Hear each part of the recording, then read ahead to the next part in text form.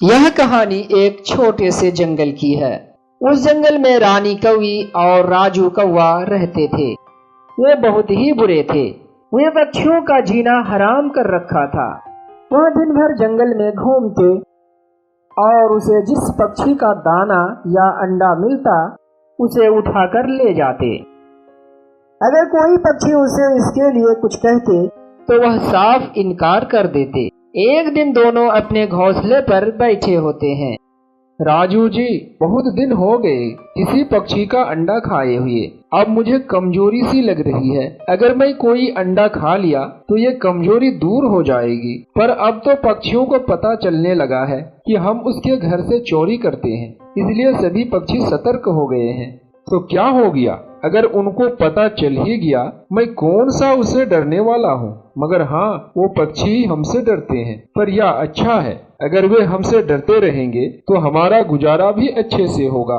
इधर टूनी चिड़िया अपने घोंसले में अंडे दे रखी थी और उसका ख्याल भी अच्छी तरह से रख रही थी, क्योंकि उसे पता था कि इस जंगल में अंडे चोर की कोई कमी नहीं है। इसलिए वह अपने अंडों को कभी छोड़कर कहीं नहीं जाती।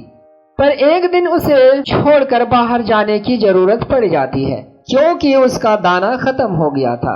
फिर वह अपने अंडों को पत्तों से ढककर वहां से अपने भोजन के लिए चली जाती है।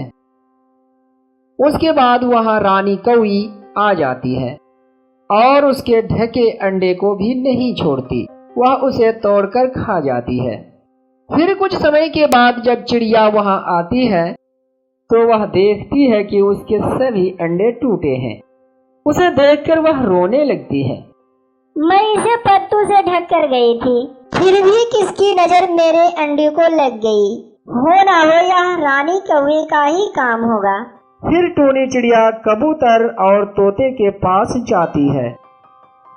क्या हुआ टूनी, तुम परेशान क्यों हो? क्या बताऊं कबूतर भाई, उस बुरी रानी कौवी ने तो मेरे अंडे को बर्बाद कर दी और मेरे सारे सपने तोड़ दिए। मैं आपके पास इसलिए आई हूँ कि आप जाकर उनसे बात करें। वह मेरे साथ ऐसा कई बार कर चुकी है, पर कोई ऐसा नहीं है कि जाकर उससे बात कर सके। तुम चिंता मत करो चिड़िया बहन, हम सब मिलकर उनसे बात करने जाएंगे। वह प्रतिदिन किसी न किसी का नुकसान करके चला जाता है। अब नहीं चलेगी उसकी दादागिरी, हम उसे इस तरह नुकसान करने नहीं देंगे। उसके बाद सभी पक्षी कौवे का घर जाते हैं। सारे पक्षियों को देखकर रानी कौवी को थोड़ा आश्चर्य होता है। तब वह राजू कौवा के पास जाती है। क्या हुआ रानी, लगता है तुम कुछ घबराई हुई हो। राजू जी देखो, बहुत से पक्षी हमारे घर पर आए हैं। लगता है उन्हें हमारे करतूत का पता चल गया है। लगता है अब वे सभी जाग चुके हैं। अब क्या होगा? अरे कुछ नहीं होगा, ये सब तो हमसे डरते हैं। मैं भी देखता हूँ ये क्या कर लेंगे हमारा। फिर सभी पक्षी दोनों के पास आ जाते हैं और तोता बोलता है, हम सब तुमसे बात करने आए हैं। ये कौन सा तरीका है कि तुमने जंगल में सबका जीना हराम कर रखा है। अब हम ज्यादा बर्दाश्त नहीं कर सकते। तुम ये सब छोड़ दो, नहीं तो सारा हिसाब अभी चुकता कर लेंगे। अब कोई जरूरत नहीं इनसे आराम से बात करने की। मैं तो कहता हूँ उठाओ डंडा और इसे सीधा कर दो। फिर टोनी बोलती है, नहीं नहीं भाइयों, तुम सब इस तरह बात मत करो। हम इनसे लड़ाई नहीं करने आए हैं, मैं इनसे बात करती हूँ। रानी कौवी, क्या तुम्हें पता नहीं कि हम पक्षियों को अपने अंडों से कितने प्यार होते हैं। तुम खुद भी तो अंडे देती हो, फिर तुम्हें कैसे मेरे अंडे को नुकसान पहुंचा सकती हो। अगर मेरे अंडों की जगह तुम्हारे अंडे होते और कोई उसे नुकसान पहुंचाता तो तुम्हें कैसा लगता? चिड़िया, लगता है तुम सबको कोई गलत फहमी हुई है। मुझे क्या जरूरत है दूसरे के अंडे को नुकसान पहुंचाने की? मैंने ये सब नहीं किया। अरे जाओ तुम सब यहाँ से, हम तुमसे डरते नहीं। बड़े आए हमसे बात करने। लगता है अभी तक तुमको अकल नहीं आई। इस बार तो हम तुमको छोड़ देते हैं। अगर तुमने फिर इस तरह का काम करने की कोशिश की तो हम तुम्हें नहीं छोड़ेंगे। फिर सभी वहाँ से चले जाते हैं और एक जगह बात करने लगते हैं। तोते भाई, लगता है रानी और राजू कौवे को कोई बात समझ में नहीं आई है। वह तो उल्टा हमें ही डांट कर भगा रहे थे। मुझे तो लगता है कि इसका कोई दूसरा रास्ता निकालना पड़ेगा।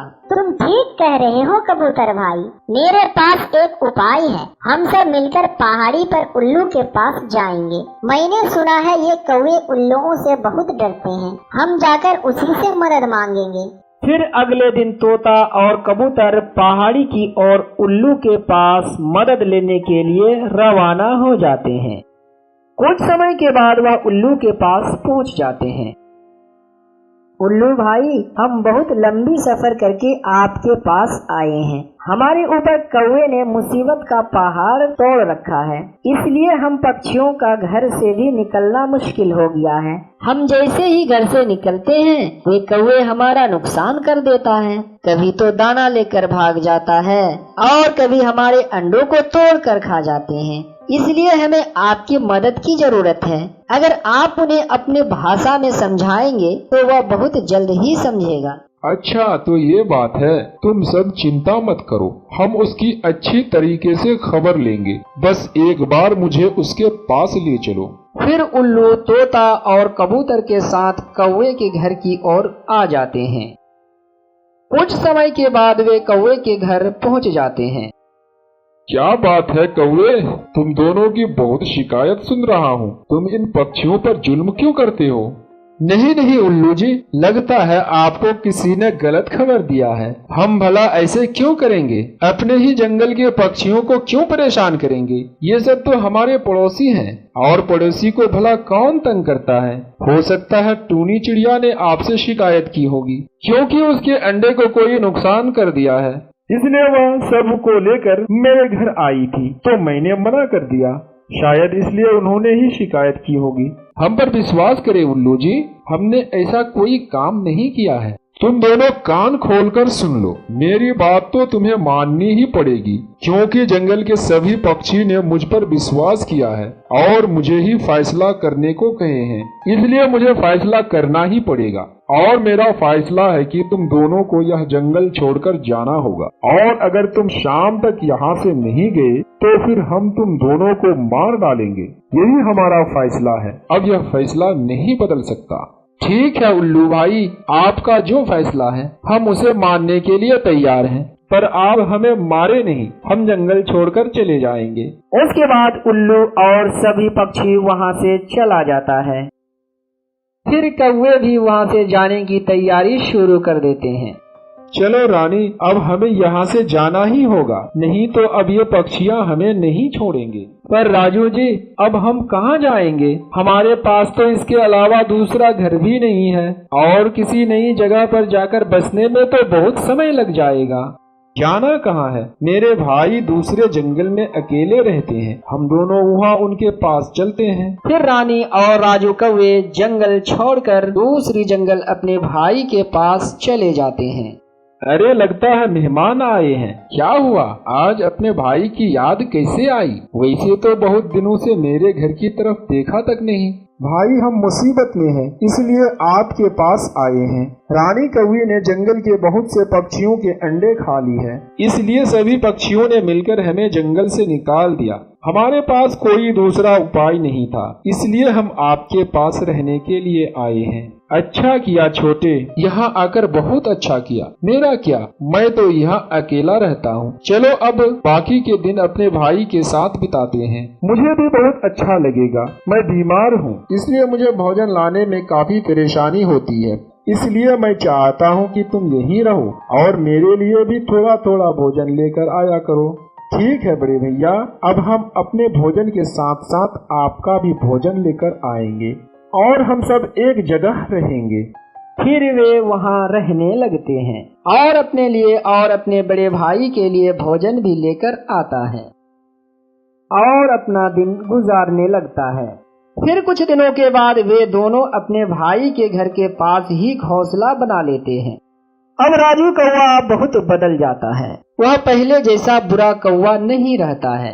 अपना अलग घोंसला बनाने के बाद भी वह अपने भाई के लिए भोजन लाता है। फिर इस तरह कुछ दिन बीत जाते हैं। तब रानी कौवे 2 अंडे देती है।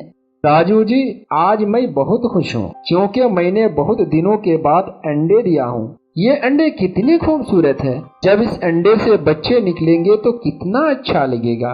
अब मैं इसका अच्छी तरह से ख्याल रखूंगी, क्योंकि ये हमारी जान से भी प्यारा है। रानी, तुम इस अंडे का अच्छी तरह से ख्याल रखना। तुम इसे छोड़कर कभी बाहर मत जाना।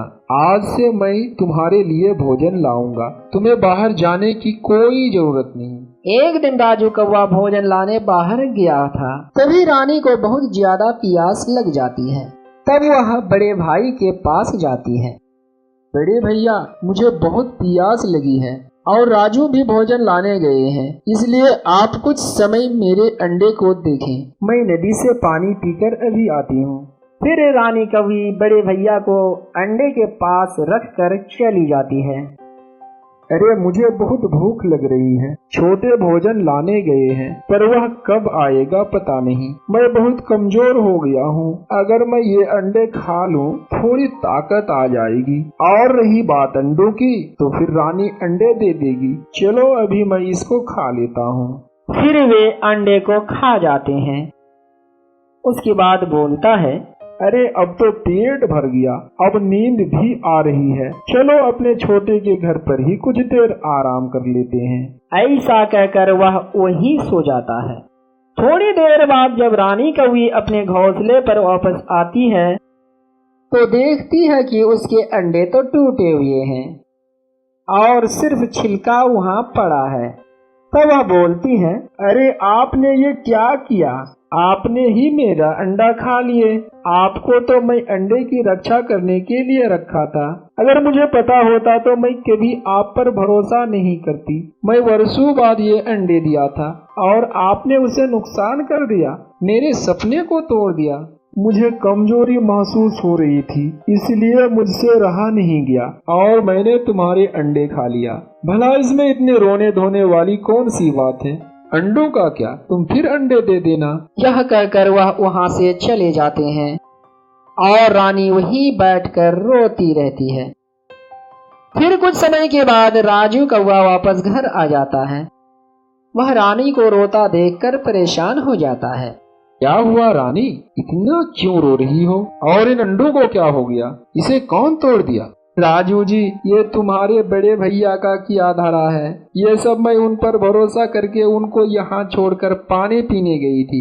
अब मुझे यह एहसास हो रहा है कि जब मैं दूसरे पक्षियों का अंडा तोड़ती तो उसे कितनी तकलीफ हो रही थी। देखो ना, कुदरत का करिश्मा, हमें अपने किए का सजा मिल गया। उसके बाद फिर दोनों एक अच्छे कौवा बनकर रहने लगते हैं। दोस्तों, अगर वीडियो अच्छी लगी हो तो वीडियो को लाइक कर दें। अगर अभी तक मेरे चैनल को सब्सक्राइब नहीं किए हैं तो चैनल को सब्सक्राइब कर लें और बेल आइकन को भी दबा दें ताकि वीडियो का नोटिफिकेशन आप तक सबसे पहले पहुंच सके। वीडियो देखने के लिए धन्यवाद।